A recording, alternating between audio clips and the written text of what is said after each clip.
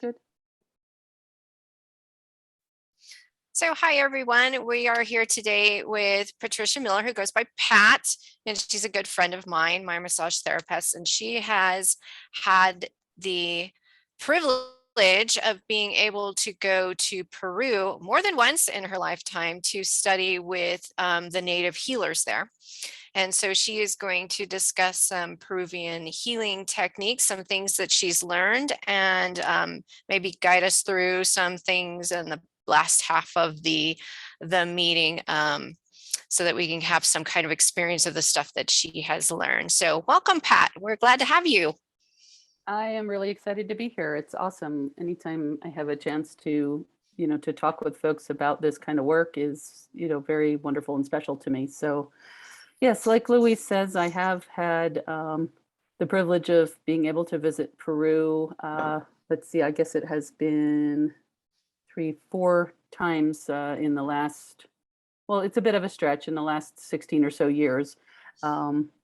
But I started my own journey actually in New Jersey. I met with a woman who studied under Alberto Bialdo with the Four Winds Society. And the healing work that she brought was from the mountains in the Andes Mountains, the Quero people in specific, as well as some work from the north coast of Peru and work in the jungles as well.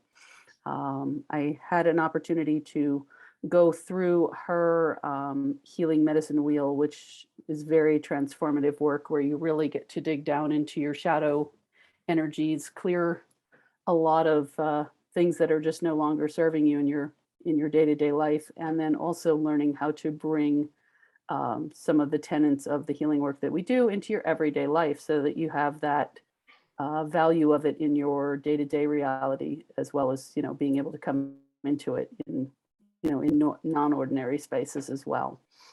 I apprenticed with her for about 7 or 8 years and journeyed with her to Peru twice to be both in the mountains, the high mountains, the Sacred Valley area, and the jungle as well.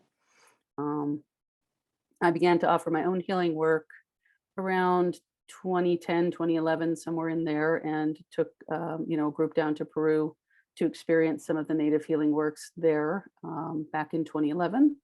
And just most recently, earlier this year, in the beginning, in January and February, I spent 2 months in the jungles outside of Iquitos, Peru, which is in the northeast of Peru, close to Brazil and Colombia. And that work was specifically through the Ayahuasca Foundation. We did a 2-month initiation course with a Shipibo curandero, and we did extensive work with ayahuasca. We did and also work with plant dietas, which are very central to the core of the Shipibo's cosmology and their way of viewing the world and their connections to other worlds. So our curandero in Peru is Don Enrique Lopez, and he's very firm believer that the medicines of the jungle need to be reaching more and more people, that he recognizes that not everybody can hop on a plane and get themselves to Peru. And he has started to work with a lot of people in training them and helping them to stretch out to where, they live and share the medicine with other people. So that is the wonderful privilege that I have, and that I'm very, very grateful for. And I would like to share a little bit of both the teachings of the mountains and the teachings of the jungle, and then perhaps we can go on a little journey to experience both of those. So we'll talk a little bit. I'll take some questions, and then we'll head into a journey. I think that will work well. That sounds great. Thank you. Sure. Yeah. And so let's see. Let's start with my original adventures through the medicine wheel work with my mentor, Fran Russo, who now goes by Fran Wolf these days. And she used to offer a healing workshop that took about 2 years to complete. It was 4 intensive weekends over 2 years. And we met about every 6 months. And the weekends corresponded to the different directions on the compass. So you began in the south, and in the south, we were working with Pachamama, the Mother Earth, and with Sachamama, the Mother Serpent. And the energy of Sachamama is all about shedding your skin, shedding your past. So she helps you to do that. We do journey work specifically with Sachamama in the Ukupacha, which is the lower world. This is like just the place where your shadow energies reside, where your unresolved issues sit, basically. And through the guidance of Sachamama, we look for those shadow energies, and you may know things that they are. They could be incidences from childhood. They could be patterns in your life that you repeat over and over again. They could be any number of things. And there may be some things that you don't have a form or a word to put to it, but it's just an energy that you know is negatively impacting your current life. So what we do is we gather these up through journey work, and then we work to transmute them into the light energy that they are and connect them to our bodies, to our souls. So another term you may have heard for this work is called soul retrieval.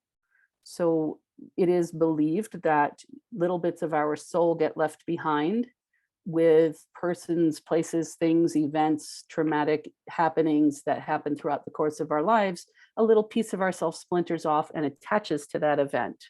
And that could be fairly benign for most of our life, but it could also be a lens that we pull over our eyes and we look at everything through that incident in our life. You know, especially those very traumatic incidences, we tend to look at ourselves through that glass of the trauma that we suffered, and we relate the whole world through that. So the work in the South helps us to start to shift that perspective and give us a cleaner perspective of being able to look at the world through our eyes as we are today and not who we were in the past. Moving on from the South, we work in the west of our medicine wheel. And that work is done with Otarango, the jaguar, and with Mama Kia, the mother moon. And with the jaguar, her energy is about sniffing out. We work with fears, death, and that's little deaths and big deaths in our lives. So, and our angers. So we work at approaching anger from a different place, from a clean place where it's not venomous, where we're not slinging it upon ourselves and others, in our anger towards anything. But anger can be an amazing tool to get us to motivate, to move, to change, to create, or to tear down something that should not be in our path. So in the work of the West, we work with the energy of the jaguar to help us to sniff out those fears, those angers in our lives. And really, in a lot of ways, this corner is about our fear of death. The energy is very jungle driven. The jungle is absolutely death and life, life and death. What we do in the journey work there is also, it's a journey into that ukupacha, into our shadow space, where we look to pick up those angers and fears and deaths. And by deaths, I don't just mean the ultimate physical one. I mean the everyday little deaths that happen when we end a relationship, when we leave a job, when one part of our life closes and another opens, perhaps a marriage ends, whatever the case may be. We go through a lot of these cycles in our lives where we are constantly recreating ourselves, moving through a death of something and hopefully stepping beyond it into a new place of life.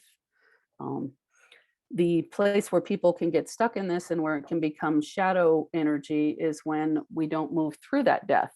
So you may see a lot of people who have become divorced still have this very intense energy, like they are still connected and married to their partner or their ex-partner, because they've never really fully processed that on the energy level. They've done all the physical things, gone to the lawyers, did the settlements, did all of that stuff, but they never really severed the relationship at the energetic. So they're still living through that lens of being married, and it can hold them back from moving on in their life and from progressing to, a new clear ground where they can proceed in a more clear and present fashion.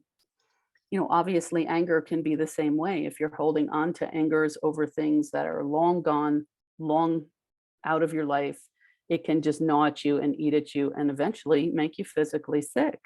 So working with anger and how to process it, how to move it, how to spin it into new life is part of that piece of the West wheel. And working with fear.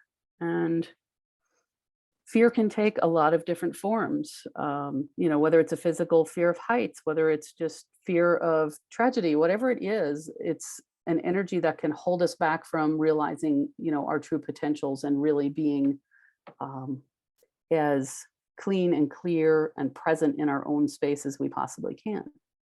Can I ask you something? I'm Yes. sort of getting lost. Okay. So what are the problems that you're trying to solve? You're talking about fear, you're talking about Mama Earth, you're talking about Mama Serpent and all of those things. So all those are details, which are good, but what are the problems? What are the issues that you're trying to solve here, or what you can address with the technique that you're describing? That depends on the individual person, since all of our issues are very individual and very different. You can be working on, if somebody is stuck in their past, if they're just living from a lens of a time when, a certain thing happened in their life, their whole worldview is based on that incident in their life, and it can color how well they move forward. It can cover how well they develop in life, how willing they are to move beyond the space of that incident. Especially when you notice, you will see some people that identify themselves through a condition or through an incident that happened in their lives.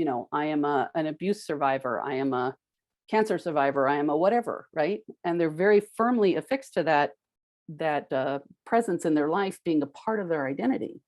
So what are the processes that that you would take to you're exploring those elements of anger or fear, and you found those things, and say, okay, let's say I am stuck on a past relationship and I can't get past that, and I know that it's messing up my life. It's it could be coming out of something physical. How do you release that fear and that anger? What are the processes that this form would take to release that?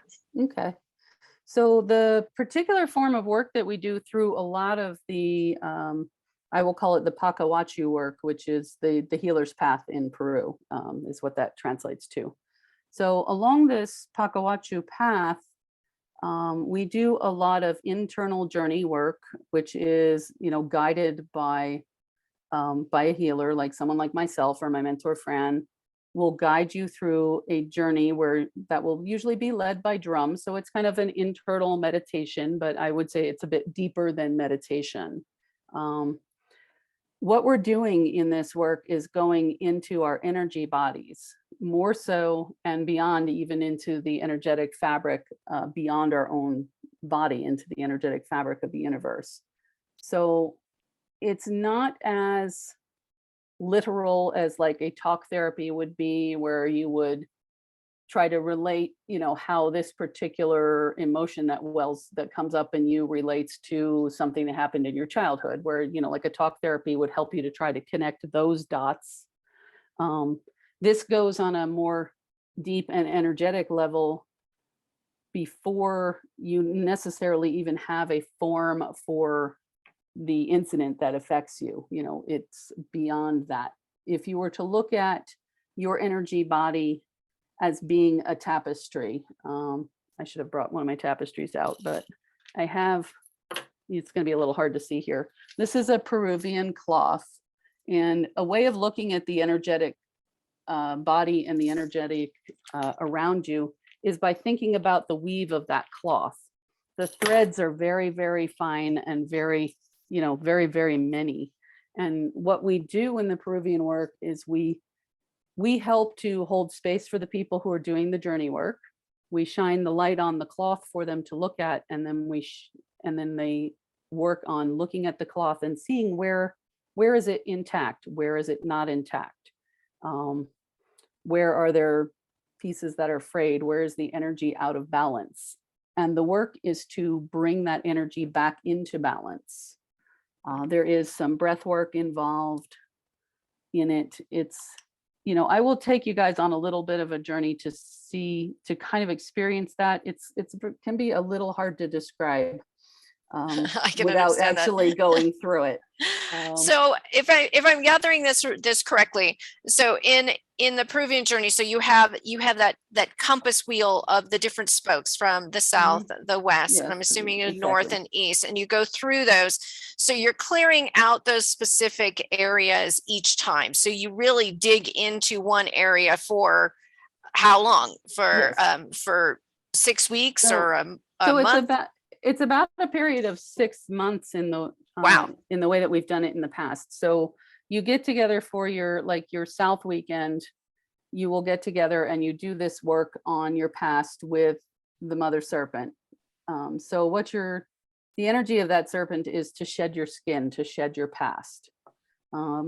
So once you've done the journey work with, within the weekend that you're working, you go home with some homework. And you go home with certain things to be aware of as you're moving through life, to become more aware and conscious.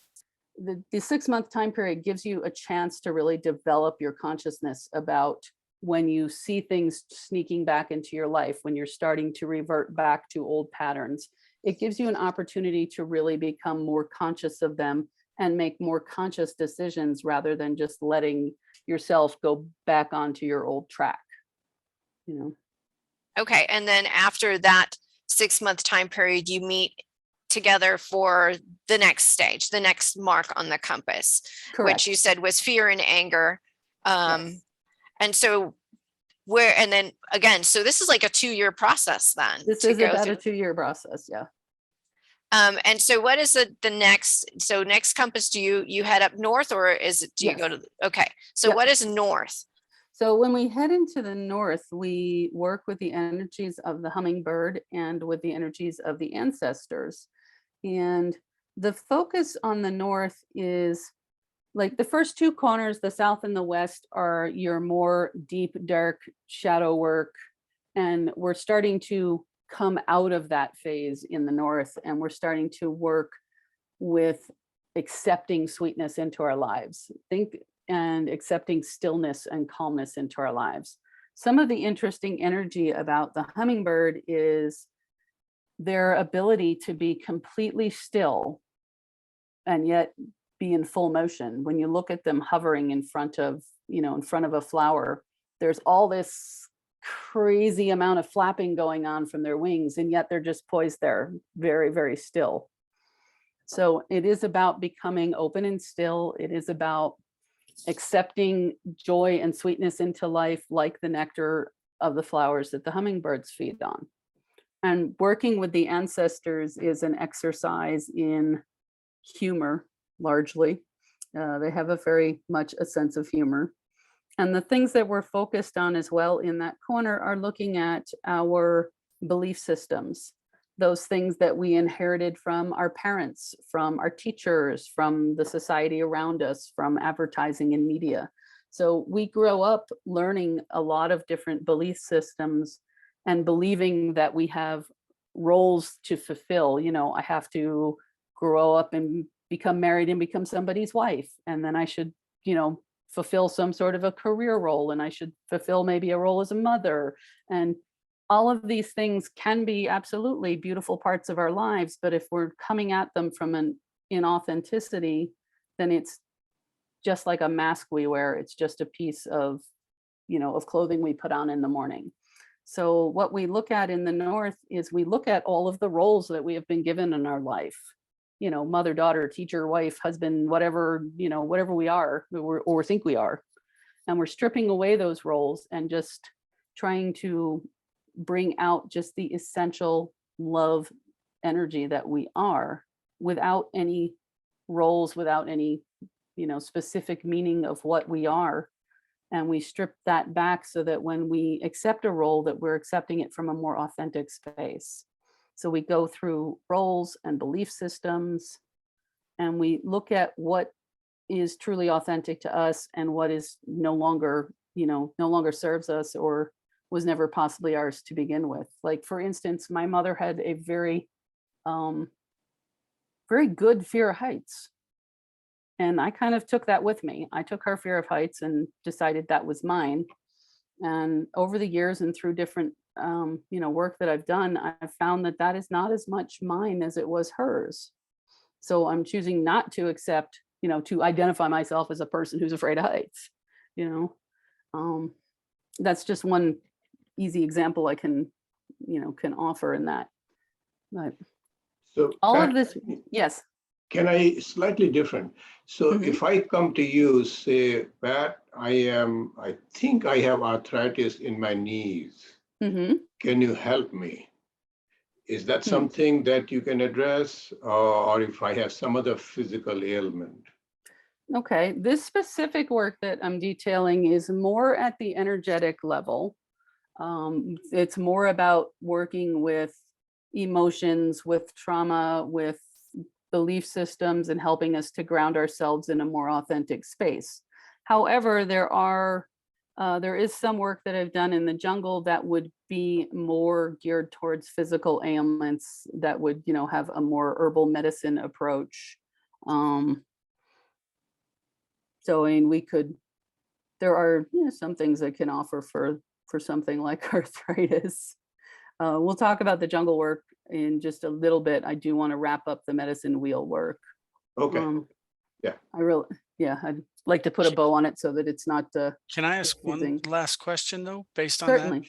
Yeah. Everything you've been talking about almost sounds, and please excuse me if I'm oversimplifying it, but it Nope. sounds very similar to the Indian chakras and the lines to get your body aligned so that your body is in tune with itself.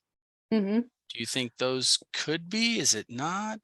There are definitely similarities. In fact, that's a really good point. I'm going to wrap up what the East is about, but then I'd like to talk for a few minutes about the Peruvian version of the chakra system, which definitely fits into the work of the mountain people of the Quero, who are descendants of the Inca. So hold that thought for 1 second, and I'm just going to round the corner over to the East and complete the wheel here. So in the last section of that work in the East, we're working with the energies of the sun, we're working with the energies of the condor. And the major lesson here in the East is part of it is about stepping into service. So as well as doing work for ourselves in that corner, we are starting to step in and do work for other people within our group. It's also about the energy of flight and working with the idea that we have always been flying. Part of what the condor's energy, the condor's energy is twofold. He is a scavenger in life. He seeks out things that have died and uses that as his nourishment and creates life from that, from that death.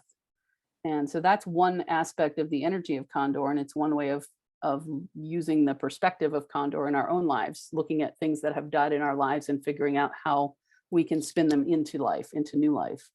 The other energy of condor is that of soaring above any situations. It's about engaging from beyond your emotions, from beyond your personal involvement in any situation. So the energy of condor is about being able to raise your perspective up and look down on a situation with objectivity without judgment. So that is and obviously the light of the sun is just that full illumination over situations so that you have a more objective perspective when you're going through things in your own life. So a lot of this work just kind of helps give us tools to look at things in different ways than we may look at them through our own, limited view, through our own limited experience. To touch on that idea of, does this connect into the chakra system? There is actually with Alberto Bialdo's work, he did kind of bring it into Western perspectives by aligning some of it with the 7 chakras. But some years later, I learned about a Peruvian energy system known as the Nawe, which translates to eye, and they are lined up along the spine. And the original Peruvian system lists 5 different Nawes. One at the base of your spine around your back, and that one is your Sika Nawe. Its element is water. The color associated with it is black. And the energy is, it's all about water. And I often think about that as like standing in a river and putting your feet in the river and connecting to that element of water that way. Not to be too graphic, but it sort of made sense to me as well, because, our root gates is the area where we pee, so it kind of made a weird sense to me in that respect. Makes sense, yeah. What can I say?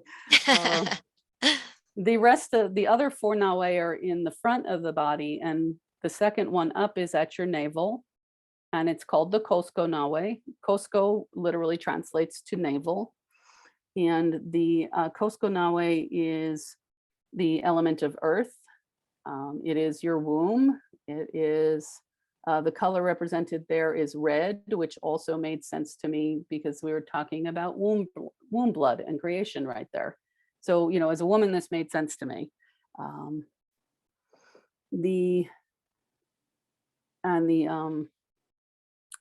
At the Sika Nawe, excuse me, I'm going to back up a little bit. The Sika Nawe, the Sachamama is very much present. That mother serpent energy is very much present. And in the Cusco Nawe, of course, the mother earth energy is very present.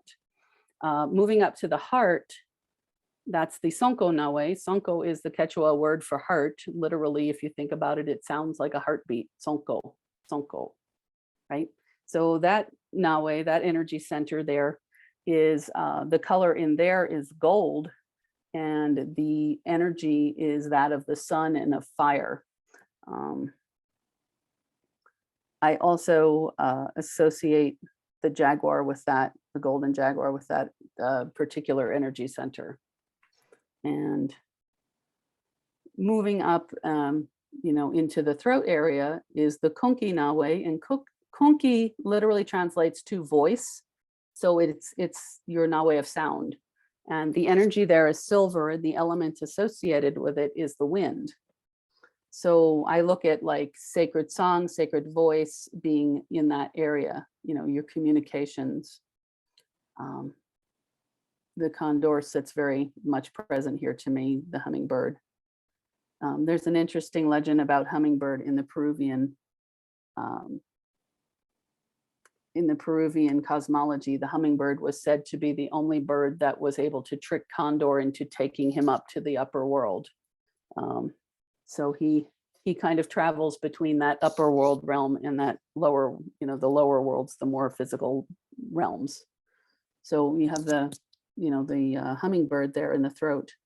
And then moving up into like what would be the Vedic third eye is the Kuyi Nawe, which is the top of the Peruvian system.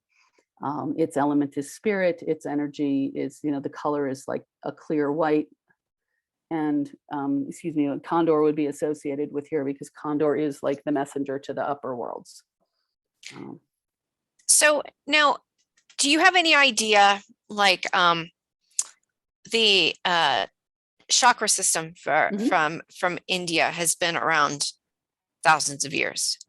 How, if you were to put a date on this chakra system, are we talking about the approximate same time? Has it just been around forever? I would say it's been around for a very long time. It's funny, like people think of the Inca as being like a people who were around for about 500 years. And when the Spanish showed up in the 1500s, that was kind of the end of their happening.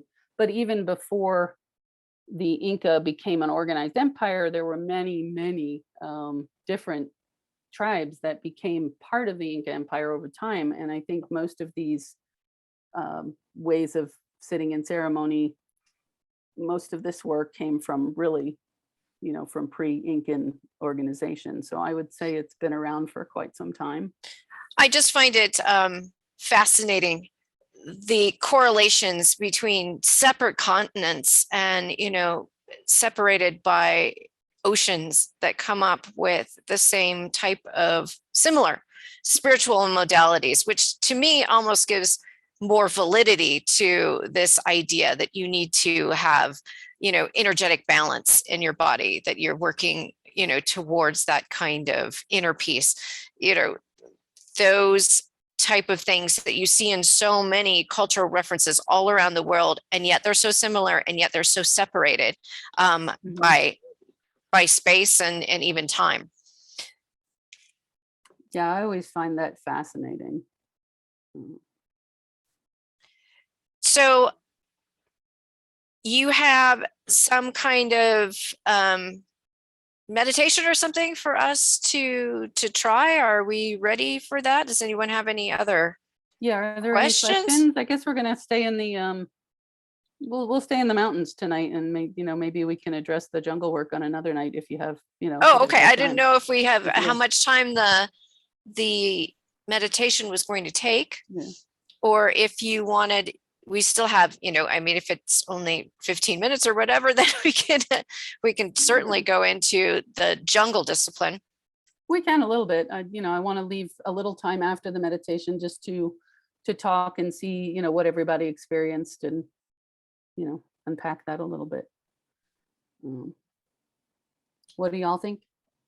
Yeah, well, we can do, how long will it take? Does it take 15 minutes, the meditation, or Probably, longer? yeah, probably somewhere in Let's there. go into it, then we can discuss it afterwards, right? That sounds Yeah. good. Yep. Okay, sounds Yeah. great.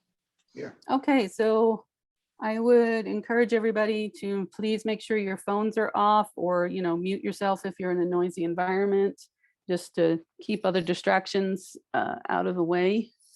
And let yourself get comfortable and become aware of your breathing. Allow your eyes to close. I'll tell you what, we'll take a little journey on the Nawe. We'll explore the energy centers and the different energies that reside there, and then we can see what we see.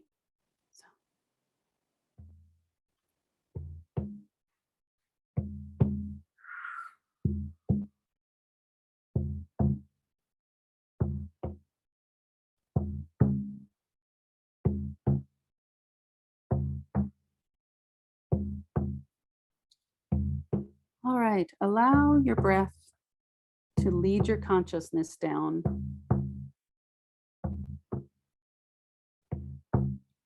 Coming away from your head, sinking into the body, into the heart.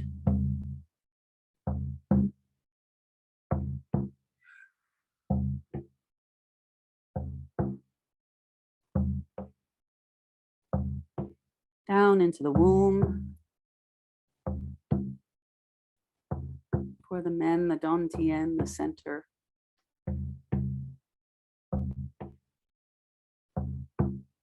Sinking even down further through the roots.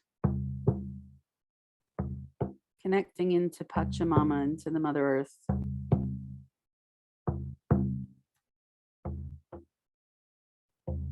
We ask her to hold us during this journey.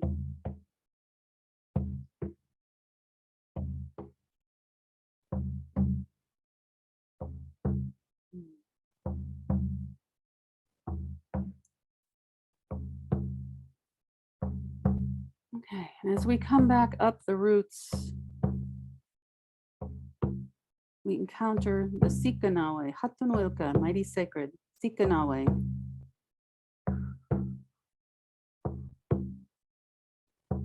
Energia negro, color is black, the element is water, Hatunwilka unu, sacred waters.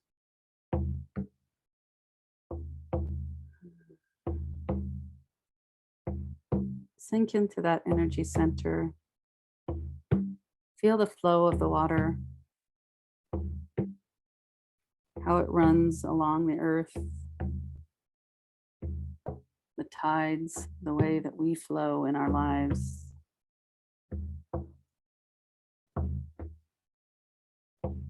How does this area feel for you? Does it feel as though it's flowing? Does it feel as though it's stuck? Is the energy flowing down into the waters?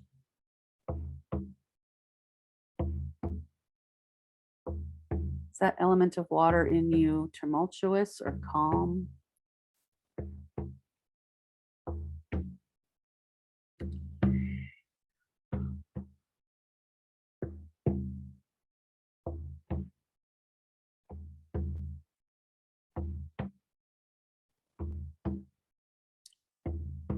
And allow your energy to rise up from the Sikanawe to the Koskonawe, to your navel.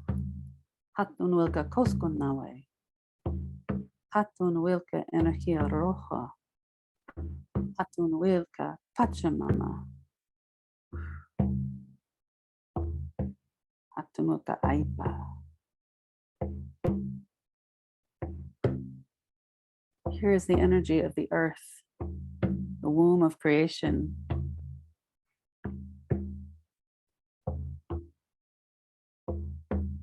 Feel how this earth energy is within you.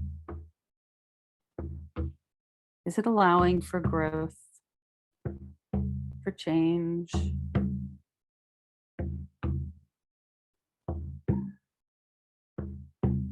Is it stagnant and stuck,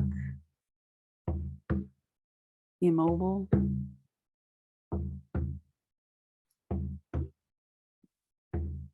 Is it strong, or does it feel as though it crumbles from beneath you?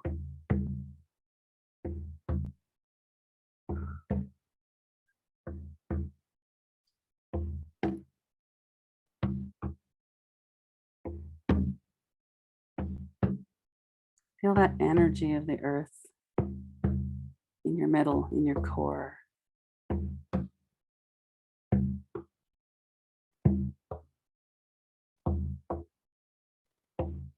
Grounding you and steadying you.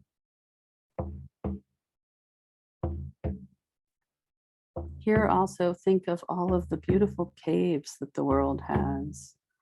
The Pakarina, the sacred caves, where creation comes. Just as our own wounds, our own centers become spaces of creation.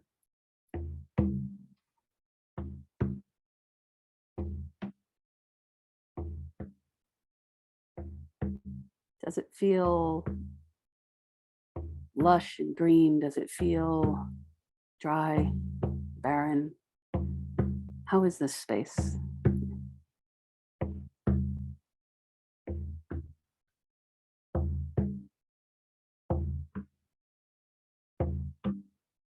And rising up still into our hearts, into the Sonko Nawe, Hatunuka Sonko Nawe, Hatunuka Energia Amarillo, Hatunuka Inti Taita, Father Son, Hatunuka Nina, Sacred Fire, Hatunuka Otarango, Jaguar. In the heart are the flames of passion.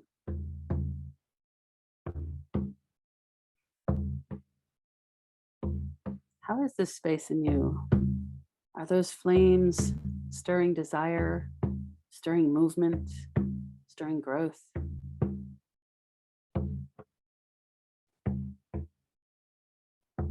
Or are they all-consuming, destructive, somewhere in between? How is this space?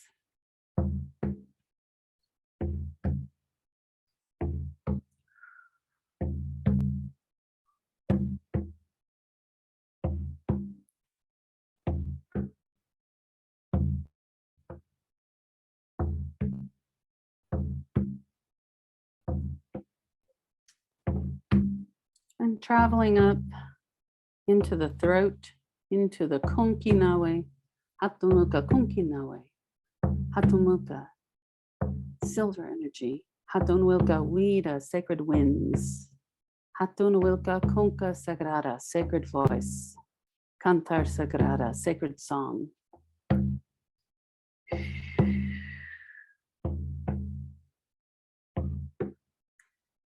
Hatunwilka saiwarakente, raw hummingbird.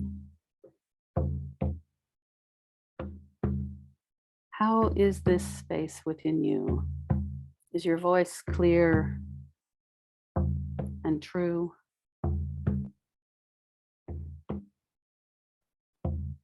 Are your words kind or harsh? I'm sure there's a balance, but feel in this area.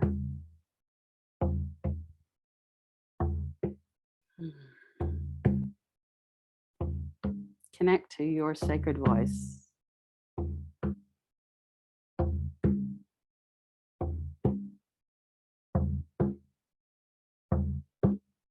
And I'm going to encourage you here to, you don't have to unmute yourself, but I'm going to encourage you to just let out a sound.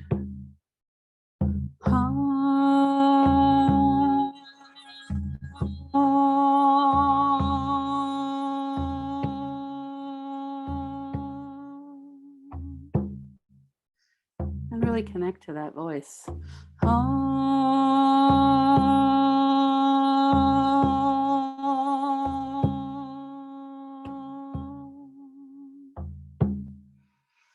Mhm.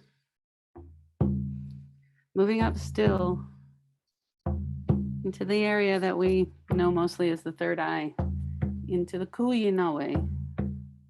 Hatunuka Kuyinawe, Hatunuka energía claro blanco. Hatunuka espiritu, Hatunuka apuchen condor.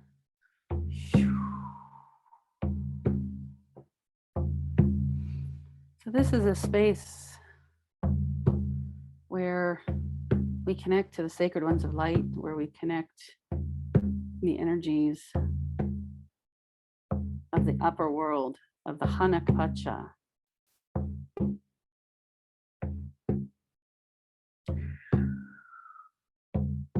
To our ancestors, to our higher selves. How do you feel this connection? Is this connection open and flowing?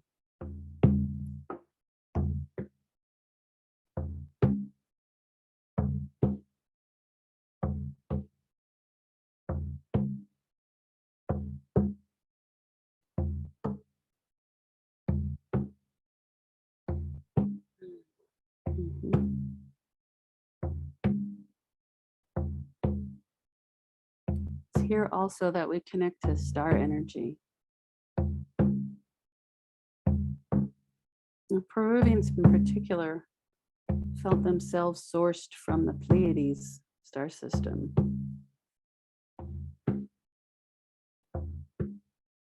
So it's here that we ask to connect to the seven sisters.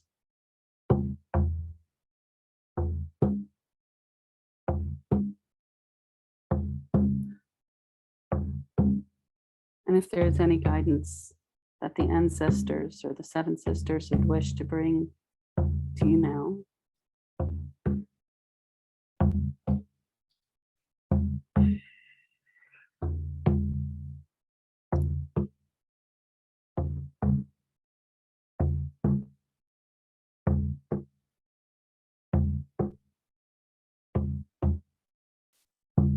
And as we come back down, we're going to slide down to that Konkinawe one more time.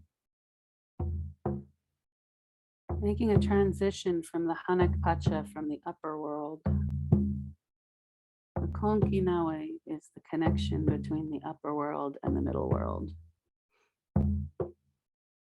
And as we sink down into the heart, we connect to the Ke Pacha, the middle world, which is where we live. It is like the energetic surrounding our everyday physical lives. Our physical energetic bodies.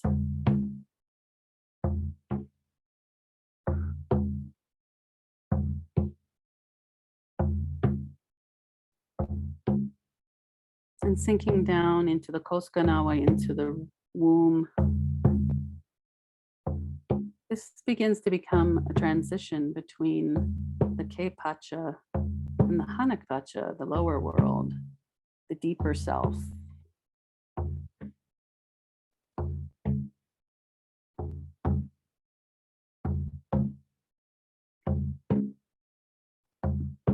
And sinking into the Sikanawe. This is the doorway to the Uku-Pacha, to the lower world, where we work, where we find that shadow energy, where we work to transmute that to the light. And we're not going to go in there at this time.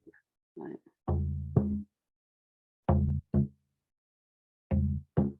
I'm going to invite you to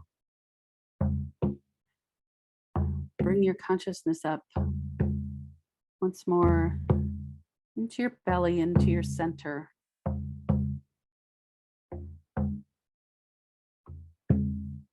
Into a space of stillness.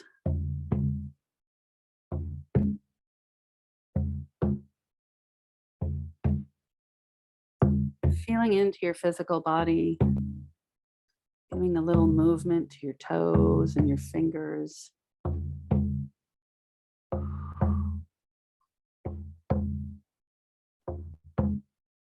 Giving a little stretch to your body, giving it thanks for holding your spirit, for holding all this incredible energy. And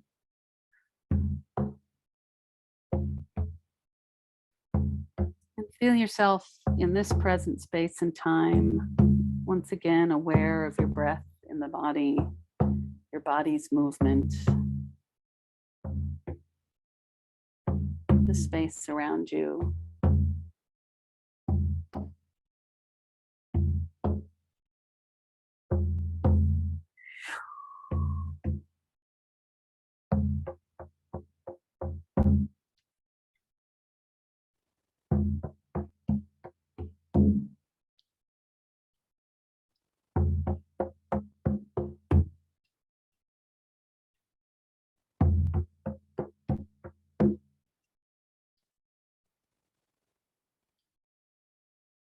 Now just finding yourself present here in this time and space.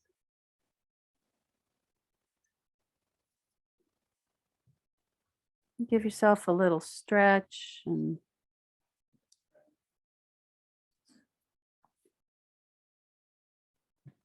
I am curious to hear about your experiences just now. How did the different energy centers feel? Did anything feel like it needed attention? Was it moving well? Did you encounter any particular things in any of the energy centers? Well, I was sort of a little bit tired, so I just relaxed quite a bit. So I don't know whether I felt the energy centers, but I feel very relaxed. So when I was imagining the water, I was imagining like a rushing river. So what does that mean? I'm thinking maybe I might be a little busy. You, Louise, never.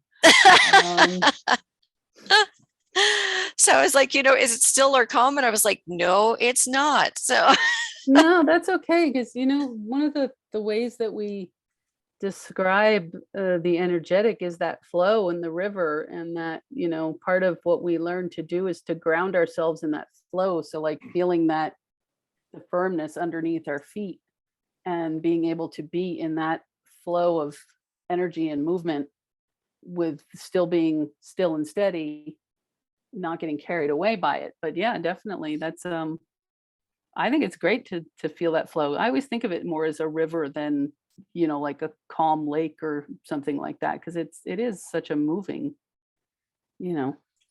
constant motion in that element.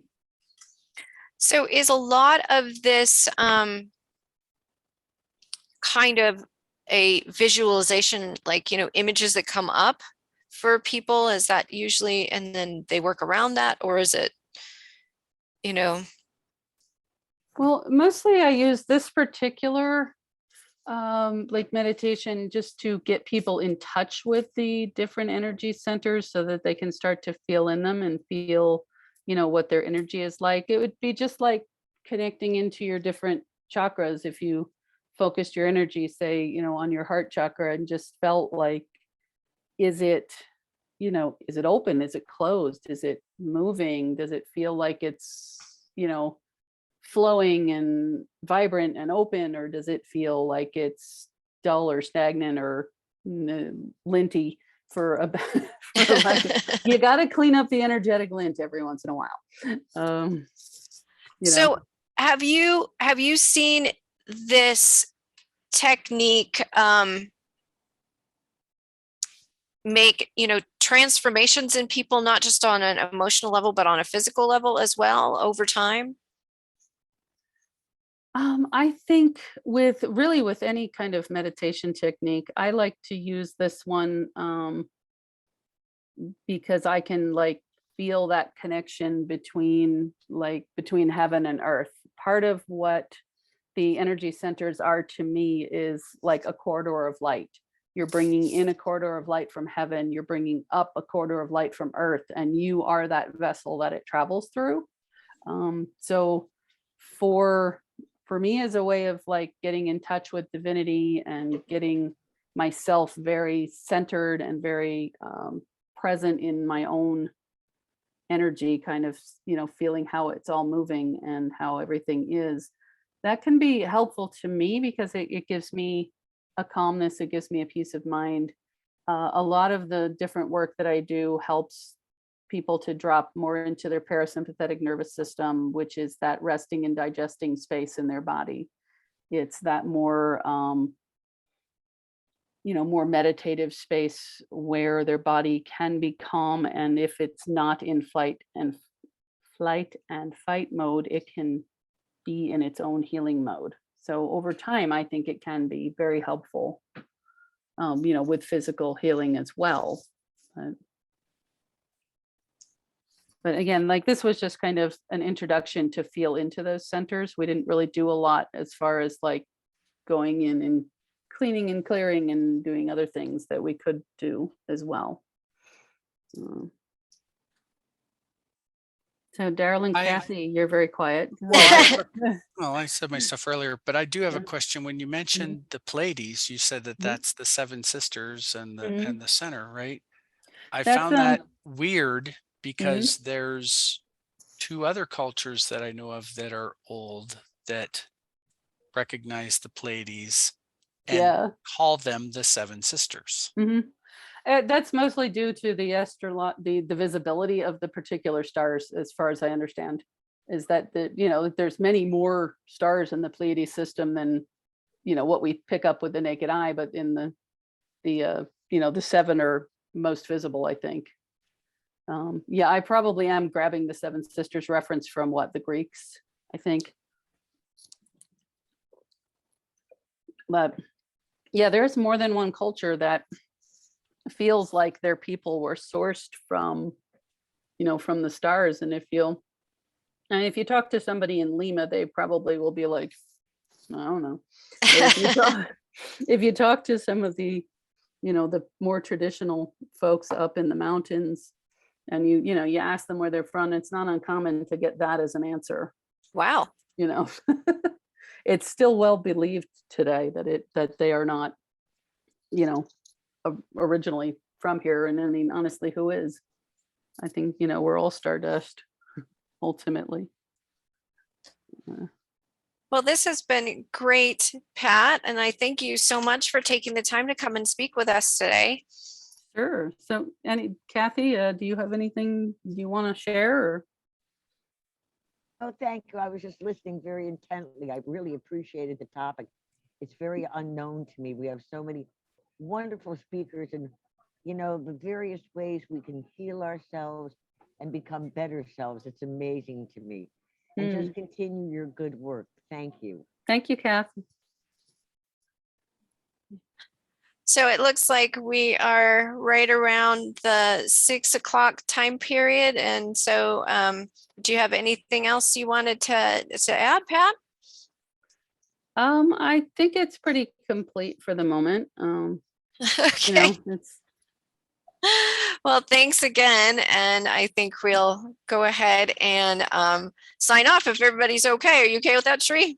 Thank you. Yes, this was good. Thank you. Thank you so All much. right. All right. Thanks so Really much, appreciate it. Pat. You're wanted to welcome, say- everybody. I did want to say thank you. I love the unique healing and meditation stuff. And this one was kind of neat. Thank you. Thank you so much. I'll see you guys later. All right. Take Bye-bye. care, everybody.